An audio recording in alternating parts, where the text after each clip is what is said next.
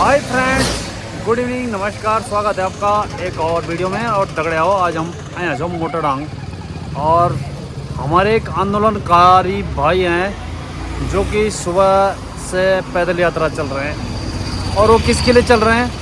Laldhang Chillarkhal elevated motor मार्ग के लिए। तो भाई जी हमारे पहुंच चुके हैं इस समय दुर्गापुरी के पास और थोड़ी देर में मोटरडांग में पहुंचने वाले। देखो भाई, ऐसे लोग भी हमारे समाज में जो कि अपने कोटद्वार क्षेत्र के लिए और इतना परिश्रम कर रहे हैं और पैदल यात्रा। तो मैं बोलता हूँ कि किसी के अंदर इतना भी जुनून और जज्बा नहीं है जो पैदल चल सकता है। हम तो नहीं चल सकते, आप चल सकते हो, बताना ज़रूर, है ना। पर भाई कई सालों से इस मार्ग के लिए बहुत लड़ाई लड़ रहे हैं और उनसे पूछते हैं क्या जुनून है उनके अंदर।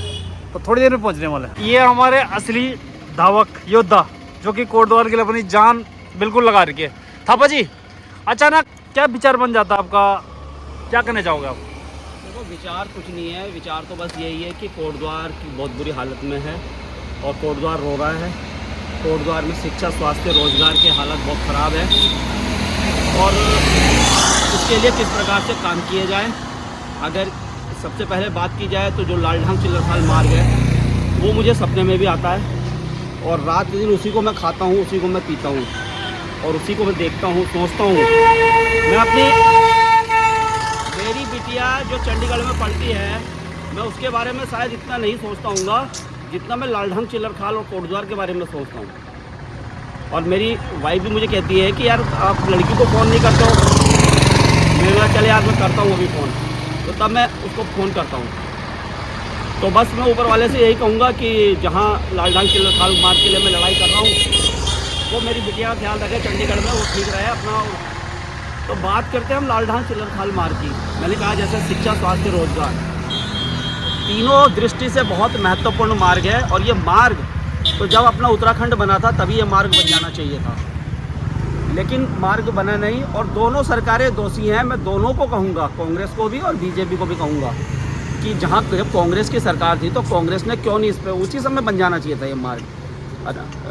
आज लोग ये बताते हैं कि ऐसा हो गया, वैसा हो गया, हमने ये किया, उस समय ऐसा, ये सब एक्सक्यूजेस नहीं चलते हैं। आप जनप्रतिनिधि हो, आपको बनाना चाहिए था। चलिए नहीं बना तो अब ये जो सरकार है ये कहती है कि उन्होंने नहीं बनाया।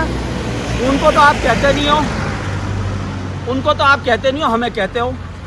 तो भाई उन्होंने काम नहीं किया तभी तो जनता आपको लाई है ना। अब आप भी उन्हीं की तरह हो गए तो आपको तो उनकी तरह नहीं होना ना, आपको तो काम करना है। उन्होंने नहीं किया तो आज जनता ने उनको दुत्कार दिया है। अब क्या जनता आगे आपको भी दुत्कारे?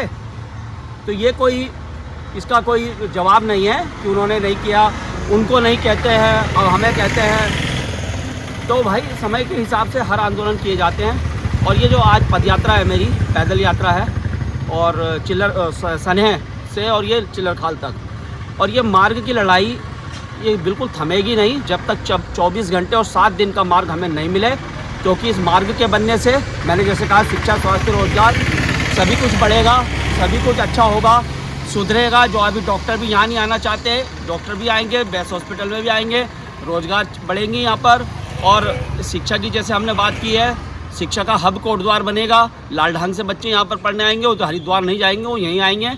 और लालढांग की भी काफ़ी आबादी है, शिक्षा बढ़ेगी, प्राइवेट इंस्टीट्यूट आएंगे, प्राइवेट कॉलेज आएंगे। अगर सरकारी ये चीज़ ला पाए, इनके अंदर इच्छा शक्ति हुई तो सरकारी भी लाएंगे। तो इनके लिए हमें लड़ना चाहिए, आवाज़ उठानी चाहिए। और बार बार एक बात कही है मैंने कि कोटद्वार पहले है। कोटद्वार से बड़ा कोई भी पार्टी, कोई भी दल नहीं है। सबसे बड़ा कोटद्वार है और कोटद्वार के लिए किस प्रकार से काम हो, पार्टी का कोई औचित्य नहीं है। कोटद्वार से बड़ा कोई नहीं है। कोटद्वार के विकास को दरकिनार करते हुए मैं पार्टी को कभी तरजीह नहीं दूंगा और आपको भी नहीं देनी चाहिए। अपने कोटद्वार के विकास के लिए अगर आप पार्टी में हैं और आपके जनप्रतिनिधि सत्ता में, तो उनकी से आंखें मिलाकर बात कीजिए कि भाई ये मार्ग हमें दीजिए। इस मार्ग बनेगा तो फिर हम दूसरी चीज़ों पर भी लड़ाई लड़ेंगे और संघर्ष करेंगे। जी बहुत बहुत धन्यवाद सर।